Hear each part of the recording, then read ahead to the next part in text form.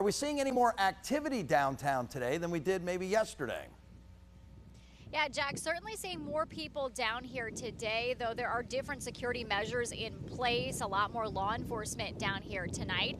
And I'm joined now by the executive director of the Dayton International Peace Museum, Alice Young-Basora. Thank you so much for coming out and joining me. It's my pleasure. Thank you for having me. Absolutely. So let's talk about the Peace Museum and what you're doing specifically for this event. We know not everybody is allowed into certain parts of downtown Dayton right now, but for the people that are here, what is inside the Peace Museum that they could come and see? Yeah, so right now we have an exhibit up. It's a photo exhibit by a photojournalist named Richard Larma, who lived in Bosnia before, during, and after the war.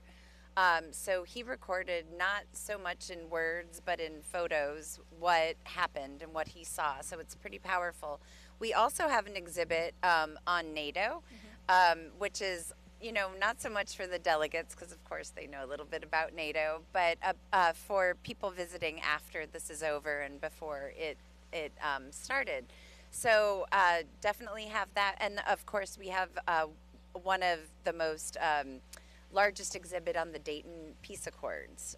Being the only brick and mortar peace museum in the country, it's pretty important to have, you know, some of the discussions that are arising out of this about NATO and about what's happening now in Dayton. Yeah, absolutely. And so it's been a little quiet down here because obviously there are so many events lined up for the people that are coming into town, the hundreds of people for this event. When all is said and done and everybody goes back home, you know, what do you want the people of Dayton to know about the Dayton International Peace Museum and coming to visit?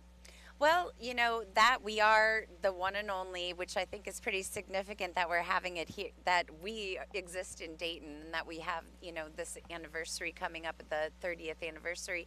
But that we're a place to come and explore what peace is and what you do to make peace, and different ways people have created it over history.